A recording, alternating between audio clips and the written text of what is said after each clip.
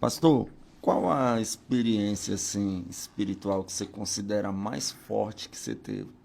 Das que eu ouvi o senhor contando, tem uma que eu conto, né, do rapaz que morreu no monte, né, que o senhor estava orando lá 3 dias de jejum e Deus falou para você descer lá. Das que eu vi, essa foi a mais forte. Mas qual que o senhor viveu que o senhor considera a mais forte assim? Esse, para mim, foi um testemunho muito forte. Conta ele aí, o senhor Mas, estava no propósito no monte, né? mas aí eu tava, já eram umas 3 horas para 4 horas, eu acho. Tem muito tempo, eu não me recordo precisamente o horário. Mas já Aham. era entre 2 às 4 horas, mais ou menos. Quando o Senhor falou comigo que eu descesse na margem do rio de esgoto. Porque Sim. ele ia salvar uma alma. E ali eu me lembro que eu, na hora que veio a voz de Deus dentro do meu interior, eu tenho um segredo, né? Que eu sei quando Deus está falando comigo, né? Uhum. Quando a ordem é de Deus e quando não é. Por Sim. isso que eu falo que Deus falou comigo.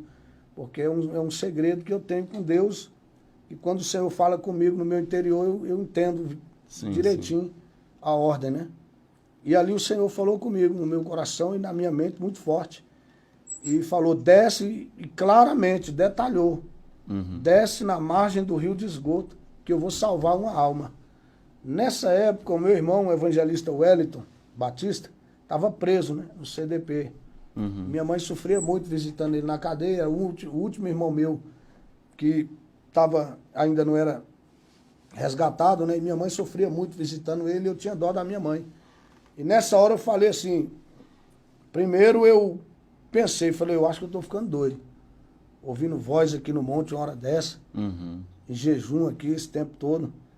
Aí a voz falou de novo, desce na margem do rio de esgoto, que eu vou salvar uma alma. Aí eu questionei de novo, aí a terceira vez a voz não falou agora desce, falou assim, ai de ti se tu não descer e essa alma for para o inferno. Meu Deus. Aí o meu coração tremeu, eu falei, Senhor, eu vou, mas eu quero te fazer um pedido. Eu vou resgatar essa alma lá que o Senhor está falando, mas eu, eu peço ao Senhor que visite o meu irmão e liberta a alma dele e depois o corpo dele da cadeia. Uhum. Aí desci. Gastei mais ou menos ali, Bruno, uns 40 minutos para chegar aonde Deus tinha me mostrado, né? Uhum. Quando eu vou chegando ainda meio assim, porque por mais que você tenha experiência, né, sempre você fica naquela, será que foi Deus mesmo? Será que eu tô voando aqui? Será que... Quando de repente eu olhei uns 50 metros assim, quando eu estava chegando, aí eu vi um corpo se debruçando no chão, na beira do rio, a correnteza passando, né? O rio de esgoto tinha uma correnteza forte, Uhum. e aquele corpo se debatendo, as pernas já estavam dentro do rio já, assim, a água batendo já para ele cair. Uhum. Aí eu desci correndo, tirei o terno, consegui chegar antes daquele rapaz cair no rio. Consegui, puxei ele estava babando, uma baba verde, vomitando e bebendo, e dando convulsão. Uhum. E aí o que acontece? Eu tirei ele da situação que ele estava caindo dentro do rio, peguei meu paletó, tirei, limpei aquela baba que ele estava babando, vomitando e bebendo, e aí ele foi ficando roxo, aí foi quando ele foi e morreu ali na minha frente. Meu Deus. Aí eu conheço um pouco de técnicas de segurança, porque eu fui cabo do Exército, e eu fiz todos os procedimentos ali que eu conheço de primeiros socorros e tudo, e Sim. nada. E ele ficou duro igual uma pedra e gelado e morreu ali. Eu não sou médico para testar a cessação da atividade encefálica de ninguém, mas é fácil saber quando uma pessoa morre. Pela E aí eu pulsação. procurei pulso aqui no pescoço Não tinha. e não tinha, virava ele para um lado, para o outro e fiz fiz pressão, fiz tudo que você imaginar que existe de primeiros socorros ali, eu só não fiz respiração boca a boca. Mas o resto ali eu fiz tudo. E aí não teve jeito, o cara ficou lá no chão, era um rapaz de uns 18 a 19 anos de idade, de boa aparência. E aí eu chorei ali, né, de ver aquela situação. Falei, Deus, o Senhor falou para mim que ia salvar e agora o rapaz morreu, eu obedeci o Senhor. Por quê, Senhor? E fiquei sem entender, porque eu tinha obedecido a voz de Deus, né? Uhum. Então eu falei, mas o Senhor me trouxe aqui, aí o rapaz morreu, aí volta e meia, eu não queria acreditar, virava o rapaz para um lado, para o outro, e aí andava, me coçava a cabeça, orava e nada, e falando com Deus, Senhor, como que eu vou falar para a mãe desse rapaz?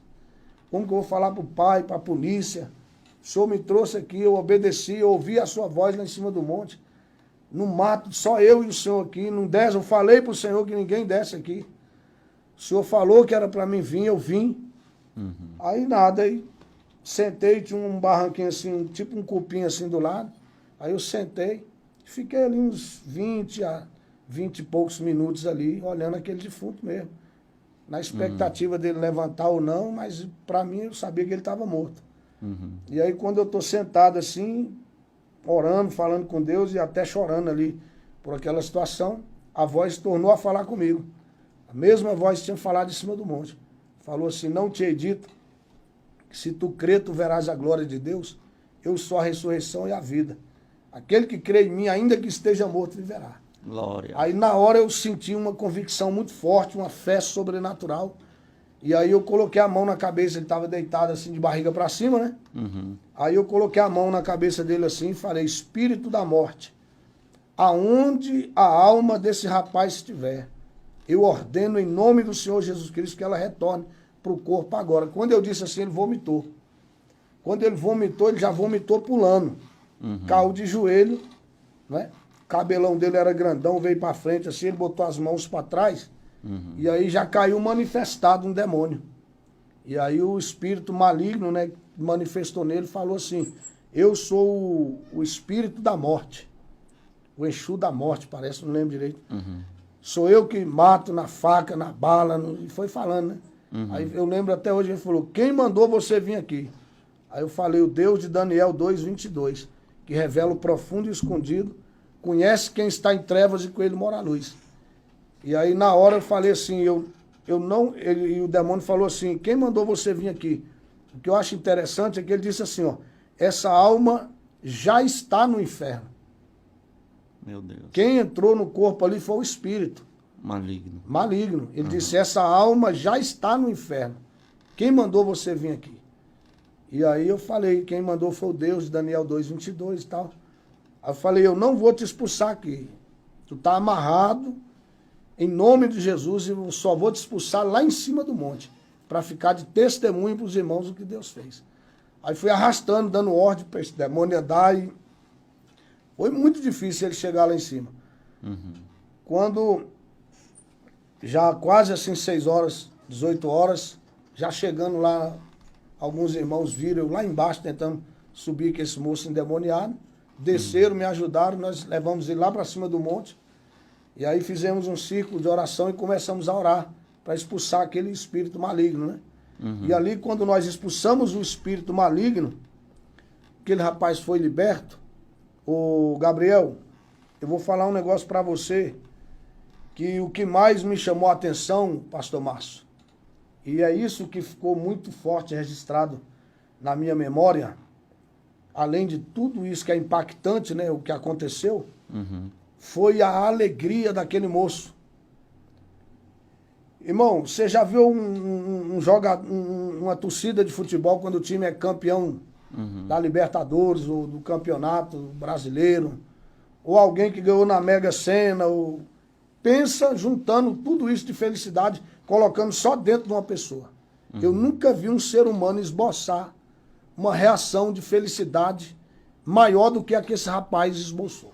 Eu já vi, já participei de torcida, final de Copa do Mundo, a alegria, eu sei o que é euforia. Sim. Mas eu nunca vi um ser humano alegre igual eu vi esse rapaz. Irmão, ele pulava, ele gritava, ele rolava, ele beijava a gente, ele pegava os irmãos, levantava, beijando, gritando, agradecendo. Ele passou mais ou menos uns 20 minutos gritando, correndo no monte, gritando, só falava obrigado, Deus, obrigado. Agora eu sei que Deus existe, o inferno é real. E gritava, e obrigado, obrigado, obrigado. E quando ele foi se acalmando, foi depois de uns 20 minutos que eu consegui chegar perto dele, ele me beijando, me abraçando e dizendo obrigado, obrigado, obrigado. E quando ele se acalmou, se tremendo todinho, foi que eu cheguei perto dele e falei, filho, me conta o que aconteceu. Por que essa alegria toda? Aí ele foi contando, eu era ateu, roqueiro, não acreditava em Deus, em nada, odiava os crentes e sempre usava droga lá embaixo, porque não vai ninguém lá. E eu gostava muito de cheirar cocaína e usar droga lá embaixo.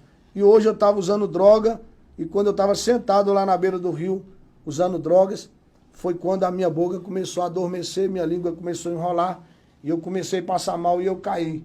E eu gritando e não tinha para quem pedir socorro, porque estava sozinho no meio daquela mata. E quando eu caí no chão, eu vi quando um buraco abriu. E subiu uns monstros daquele buraco. E tirou a minha alma, levou naquele buraco, e o meu corpo ficou. Meu Deus. Aí foi quando eu desci num lugar, ele fala, né? E eu só posso acreditar que esse lugar é o inferno, porque um segundo lá é uma eternidade. Não existe no mundo um filme de terror que você possa comparar com aquele lugar em relação a sofrimento. E quando eu entrei naquele lugar, os monstros que me levaram com muita alma que cai direto, gente caindo naquela prisão, e eu fiquei agrilhoado numa pedra, num negócio assim esquisito, e aqueles monstros voando na minha frente, dando gargalhada e dizendo que eu era o mais novo habitante do inferno, que naquele lugar só tinha porta de entrada, ninguém nunca tinha saído de lá, e que eu estava banido eternamente da salvação de Deus. E ali eu desesperado, sendo torturado, quando eu olhei, ele disse assim, eu não vi, porque se eu disser que eu vi o rosto, eu estou mentindo. Mas o corpo era de um ser humano com vestes brancas e brilhava muito, não dava para ver o rosto, e na mão tinha uma espada. Quando eu olhei, aquele clarão entrou no lugar, e uma espada que estava na mão desse ser, triscou nas correntes que eu estava preso, e quando eu pisquei o olho, eu subi numa velocidade muito grande. Quando eu abri o olho, eu estava aqui em cima do monte e vocês orando por mim. Eu tenho certeza que Deus livrou minha alma do inferno. Meu Deus.